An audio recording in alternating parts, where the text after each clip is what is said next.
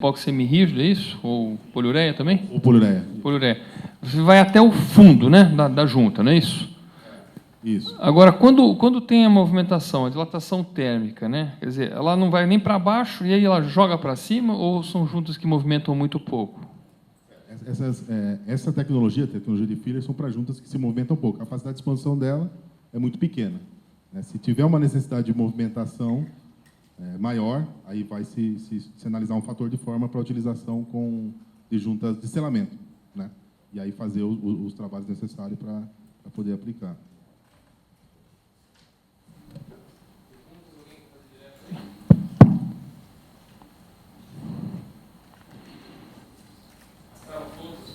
Na outra?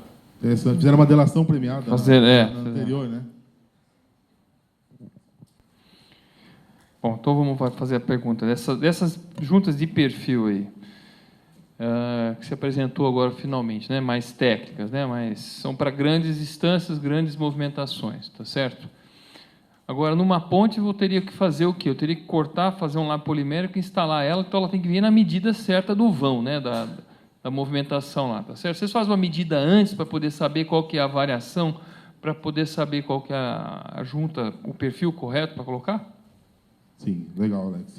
Sim, essas juntas elas são dimensionadas de acordo com o tipo de obra, né? É específico. Existem, lógico, alguns modelos são muitos já pré-fabricados, né? Soluções mais genéricas. No caso, por exemplo, de pontes, que eu citei ponte, a solução é local. Então, é um especialista, um especificador que vem, identifica as movimentações, sejam elas horizontais e movimentações verticais, né, e de acordo com a necessidade, ele vai ver o quanto que ele tem que entrar com essa junta em cada borda e como que ele tem que fixar essa junta nas bordas. Mas ele não vai ter uma fabricação específica de um perfil específico para aquela obra de arte, né? Na verdade, vai encaixar dentro de perfis variados que a BASF já tem. É isso? Se não existir o perfil para aquele tipo, é executado um tipo específico. Fabrica mesmo, sob encomenda. Como eu citei o exemplo, né? E tem no Brasil assim estudos nesse sentido também, tá? Se fabrica o perfil para aquela necessidade, porque é um cálculo mesmo, de movimentação e esforços, né? Seja vertical e horizontal de acordo com a movimentação e a quantidade de aba que tem que ter ali para poder engastar e receber os esforços. Enquanto ninguém fizer a pergunta, eu vou ficar fazendo aqui, tá? Dá uma analisada nos tratamentos de juntas que têm que ser feitos em câmaras frias, dependendo dos tipos de temperatura, quando tem revestimento mecânico, perto da porta, nas juntas de contorno e nas placas que cortam. O tipo de tratamento? O tipo de tratamento e material mais adequado para câmaras que operam a -10, -25 e -40. Sim. Aí nós temos duas situações, né? Se ela estiver em uso, né, sendo utilizada, a câmera já está fria. Nós temos que utilizar os materiais que Uma câmera nova a gente pode utilizar de acordo com a necessidade, né, da câmera, de movimentação, enfim, um desses tratamentos que foi mostrado, por exemplo, a poliureia, enfim. Tá. Não, então, aí tem que ter a característica do material de poder ser aplicado em temperatura negativa. Não. Aqui no Brasil, não. Pergunta. A idade ideal, né? Qual a idade ideal do piso de concreto para efetuar o selamento das juntas? Então, essa é uma pergunta interessante, uma discussão interessante. Tá? Então, eu mostrei para vocês ali o quanto, né, que é a retração, né, da placa de concreto, né, ao longo da vida, né, do tempo. Fala-se aí, né, e aí um tempo médio, 70, 90 dias, como sendo o ideal para entrar com o corte. Então, nesse período, né, a junta já está o concreto, né, já está com uma retração onde ele aceita a maioria dos selantes comuns aí do mercado. Vamos ver uma condição de um piso de concreto bem longo, várias juntas, por algum motivo, não dilatam, ou a junta está travada por algum motivo, e, de repente, você tem uma junta que está, né, uma junta cerrada, vamos dizer, no caso, assim, que está trabalhando por Se ela tem uma abertura de quase 1 centímetro, quase 2 centímetros, né? Uma situação que eu já vi, por acaso. Nesse caso, vocês tratam a junta respeitando a espessura do piso, do jeito, né, do jeito da abertura, ou vocês fazem um lábio polimérico tentando aproximar essas bordas para não ficar um vão tão grande? Existe essa possibilidade de você fazer um lábio polimérico para diminuir as distâncias de bordas que se abriram demais por algum motivo? Não, muito bem, e acontece muito isso, né? Você corta a junta e o concreto está mais jovem do que o necessário, ele continua retraindo e vai abrindo, né? Então, é bastante comum, né, aquele tratamento na junta primário, né, onde você vai tratar e a junta vai abrir, e você tem que trocar esse selante depois de um determinado tempo, né? O importante é observar qual tipo de tecnologia que foi agregada a essa junta, se foi um selamento ou se foi um filler, de acordo com a movimentação. O ideal é corrigir a junta, né, para o tamanho, para a especificação de projeto e tratar ela com a especificação primeira, né, que foi definida. O que pode acontecer, como você disse também, é de outras juntas fecharem e você ter um desequilíbrio de placa. Né, e aí você pode ter que compensar isso abrindo outras juntas também. Assim, normalmente assim, o projeto já prevê o que seria cada uma, mas a gente sabe que durante a execução pode ter tido algum problema, e aí o comportamento não é um comportamento de projeto, né? Então, uma junta que seria só filler, de repente ela está se movimentando bastante. Então, só para assim, fazer a pergunta do jeito que está na minha cabeça, vocês diminuiriam, quer dizer, a junta que era para ser cerrada devia ter 4 milímetros, ela foi lá e abriu, está com 1,5 milímetro, não, 1,5 centímetro, 2 centímetros. Vocês diminuiriam essas distâncias fazendo lábios poliméricos? Sim, se a tecnologia, né, que vai ser empregada, ela de uso, né, para não permite trabalhar com uma abertura tão grande, sim, o ideal é corrigir, porque senão você vai ter um problema com o selante depois. Exato. Num piso de 10 anos, com juntas, não entendi muito bem, contaminadas, tá, deve ser juntas contaminadas, que tem, então vamos lá, num piso com 10 anos, com juntas contaminadas, eu acho que é isso, tem que cortar novamente ou só uma limpeza e o selamento já resolve? Tá, deixa eu entender, se a junta de 10 anos contaminadas, né? Eu acho que quem fez a pergunta podia... Vamos lá, então vamos lá. A junta contaminada, estava lá há muito tempo, lá e estava contaminada, estava completamente fechada. Eu teria que abrir toda ela de novo, ou só pegar e retirar o que estava solto por cima e fazer um selamento? Mas você fala que o selante está lá por 10 anos. Não tinha mais nada. Não tem mais selante. Não tem mais selante, não tem mais nada. Tá, então, o ideal é você preparar ela, de novo, se ela está contaminada, descontaminar ela, né? E preparar ela para uma nova aplicação com o fator de forma necessário. Tá? Porque se você fazer a aplicação com ela contaminada, né, ela vai prejudicar o trabalho do novo selante. Né? Muitas vezes, dependendo do tipo de selante, você não vai conseguir nem ter sucesso na aplicação, né? Porque você vai aplicar e ele vai expandir, vai sair, você não vai conseguir ter aderência, dependendo da contaminação, né? Então, você tem que tirar o material existente, preparar ela e fazer uma nova aplicação. Dependendo, se você tem contaminação, verificar a contaminação no piso também, aí é uma verificação geral. É indicado criar uma junta onde o concreto fissurou devido a uma má projeção de juntas? Tá, eu vou fazer 2 considerações. Se o concreto fissurou a junta, essa fissura, né, ela pode ser por 2 motivos. Pode ser uma fissura estática ou dinâmica, né? Aí nós temos que entender se é uma fissura estática, a gente vai tratar ela como um preenchimento. Então, um material rígido recuperando essa fissura ali. Se é uma fissura que está se movimentando, e dependendo da abertura, nós abrimos essa fissura e tratamos ela como junta e colocamos um selamento com capacidade de movimentação.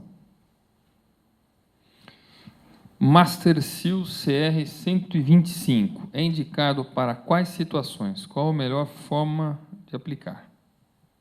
Tá. O Master Seal CR125, ele é um selante híbrido, né, de poliuretano com asfalto, bastante utilizado no Brasil. É um selante flexível, ele é um selante flexível, com tolerâncias de aplicação de alta temperatura e de trabalho. Tá? Tem resistência a, por exemplo, combustível de aeronave, depois que ele é utilizado em larga escala em aeroportos. Né? Então, basicamente, ele é utilizado, aplicado dentro desse conceito que eu apresentei para vocês aqui, como selante. Capacidade de movimentação dele é 25. O 25 Shore A, você está falando de Shore dureza. 25. E é comum usar essas durezas, 25 Shore A, em tratamento de juntas? De aeroporto? Não, eu não sei, de centros logísticos, de que seja. Não, não. Se utiliza dureza Shore maior. Tá. Em torno de 50. Isso. Qual a sua opinião sobre a tecnologia das juntas de perfil metálico? De perfil metálico. Tá, eu não tenho muita experiência, nunca trabalhei com juntas de perfil metálico. Tá? Bom, informações básicas que eu tenho é deficiência de fixação, enfim. Agora não tenho um conceito muito... É que tem umas tecnologias novas de juntas metálicas que já são fundidas na própria execução do piso de concreto, né? Sim. Elas já vêm com as chaves lá Sim, e tal, sim, né? com pontos de fixação. Mais perguntas, pessoas? Quando vocês vendem o tratamento de juntas, né, você dá a vida útil para o cliente? Ele está ciente de que ele vai ter que trocar essas juntas a cada X anos? Sim. Como no revestimento no piso, a gente faz ali a compatibilização do tratamento da junta com o revestimento. E um dos principais pontos onde, né, tem que ser previsto a verificação é a junta. Então, ele começa fazendo a verificação da junta, né, e depois todo o piso, o revestimento. É feita a verificação de aderência, né, eu não abordei aqui muito a fundo, mas, por exemplo, a aderência de borda, né, como é que está a movimentação, se esse material está expandindo, né, ele está formando saliência na junta. Então, feito todas essas verificações, ver se o material está se comportando e as orientações para o cliente também. Como resolver o problema de material de junta incompatível com a cor do revestimento que o cliente escolheu, né? Escolheu lá um azul, então, e normalmente o material da junta não é igual à cor do piso. Desculpa, você fala se o material, o piso é azul e a cor da junta é cinza. Exatamente. Quer dizer, não tem material de junta de todas as cores de piso possíveis e imagináveis, certo? É mais difícil, né? Porque nós temos, por exemplo, citando um produto da Basti, o CR195, que é um selante que se utiliza muito em piso. Basicamente, ele tem cor branca, cinza e negra, né? Nós temos já outros selantes, por exemplo, o selante NP1, né, que está há muitos anos no Brasil, é um selante bastante conhecido, né, que é No Primer One, o primeiro selante sem necessidade de utilizar primer. Aí você tem um rol de cores muito grande, porque é um selante mais arquitetônico, mais de fachada, enfim. Fachada você vai usar para piso ou não? Então, o NP1 ele é aplicado em algumas recomendações no Brasil, em juntas, né, de encontro, de parede com piso, enfim, onde você não vai ter tráfego sobre ele em função da dureza Shore. Você pode utilizar. Mas não é o comum de utilização desses selantes de baixo módulo não é no piso, e sim mais em fachada. Como dizia Henry Ford, você pode escolher qualquer cor desde que seja cinza, né? Qualquer cor, desde que seja cinza, ou branco, ou preto. Na aplicação, você estava falando da poliureia, eu já estou aqui pensando em... Existe um sistema mais simples para a utilização, para a aplicação dessa poliureia. Não precisa de reatores nem nada, como é para fazer revestimento. Desculpa, eu não entendi. Qual o equipamento que utiliza para fazer uma junta? Para aplicar, você fala? Poliureia, né? Sim.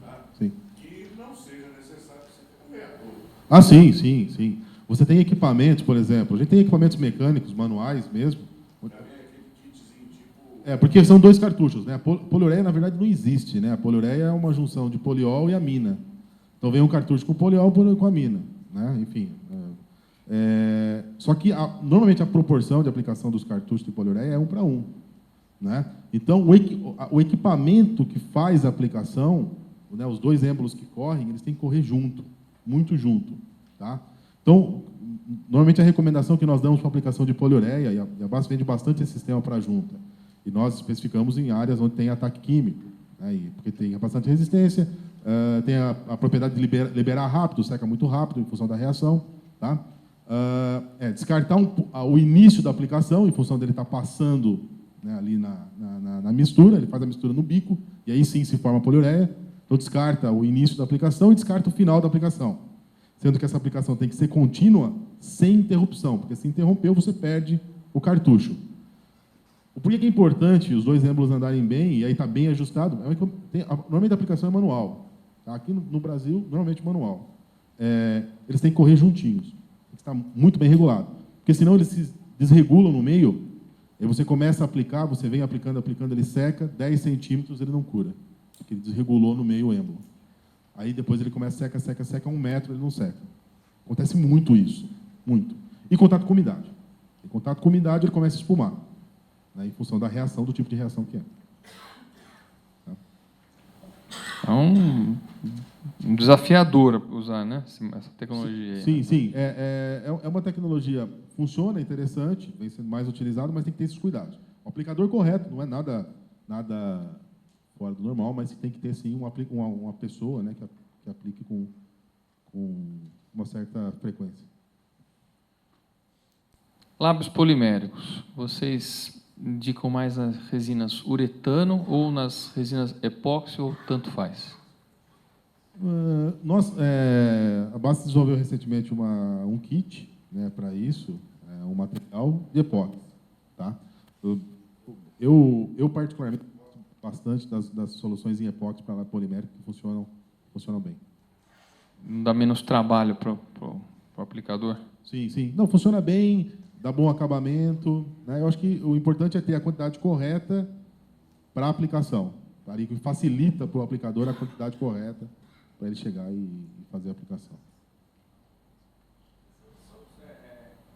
Sobre essas juntas cerradas de tratado, você pode aplicar o piso, seja de poliuretano ou de epóxi, e as de movimentação mesmo de construção, com certeza não, né? Mas essas juntas cerradas, geralmente é para direcionar essas fissuras finas, a gente pode aplicar o piso sobre elas, também tem que fazer o tratamento e deixar ela aparente.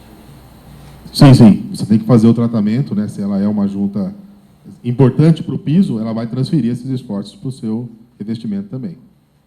Eu acho que a pergunta que ele fez é um pouco diferente. Aquelas juntas que não estão trabalhando muito, né? Uma junta cerrada que se constata que ela não está em grande movimentação. Se dá para simplesmente encher ela com epóxi rígido e passar por cima o revestimento, ignorando ela. É isso? Se ela não estiver trabalhando, eu tenho certeza que ela não está trabalhando. Não, ela foi aberta, mas ela não, né? Aí você passa, você trata ela e, né, fecha ela e passa por cima.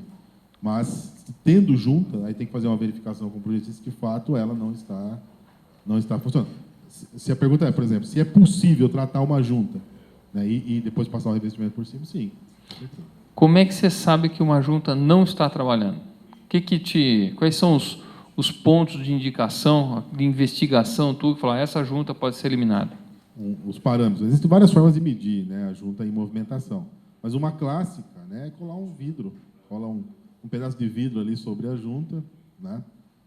E aí, se ela trincou o vidro, ela está em movimentação e você sabe que ela está trabalhando. De um dia para o outro. Sim. Normalmente de um Né? dia para o outro. Um dia para o outro já está sabendo lá. A movimentação da junta. Tá ok.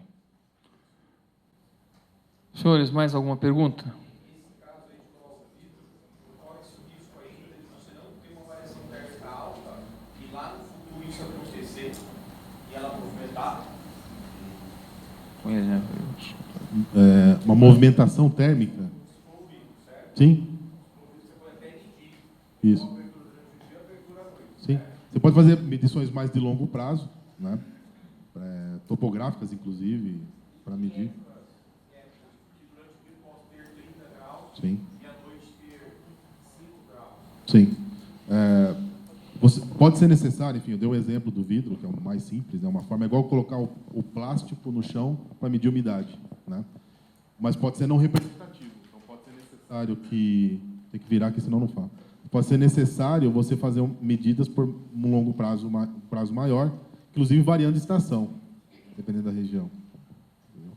Eu vou dar até um testemunho meu, né? Eu faço uma investigação olhando no final das juntas, sempre na borda, porque como a junta nunca é cerrada até a parede, sempre fica um trecho lá de uns 10 centímetros, eu olho lá. Se lá estiver trincado, significa que essa junta está trabalhando, mas se lá não estiver trincado, sem dúvida eu elimino essa junta. Eu vou no perímetro e vou vendo as juntas de perímetro e vendo qual que está trincado e qual não está. Não sei, alguém tem alguma outra observação nesse sentido? Oi? Também. E ele trinca também. Oi? Às vezes você faz um teste desse, porém assim, você está no período que a variação de temperatura do mundo Sim, é muito baixa. sim. Aí você entende que não está trabalhando. Sim. Você pega uma outra situação e outra Isso. pessoa que ela trabalha com Sim. uma variação muito maior. Sim. E daí você deixa ela rígida, e quando chegar essa época, você vai ter problema dela. Sim.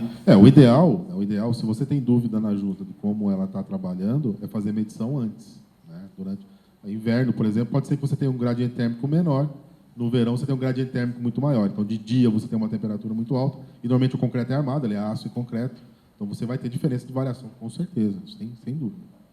Aí você vai saber a amplitude da movimentação, né, de fato, como está acontecendo. Podemos dar para o encerrado? Bom, vamos parar almas para ele.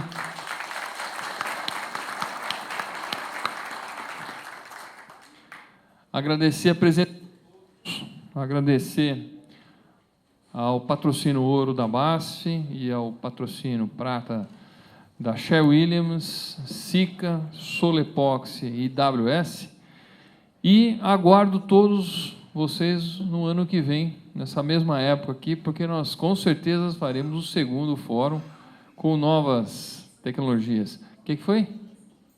A pesquisa. Estou levando bronca já. A pesquisa, por favor, deixem na saída aqui, ó, com essa simpática moça aqui, que é a nossa secretária da ANAP. Pessoal, muito obrigado e bom retorno para casa.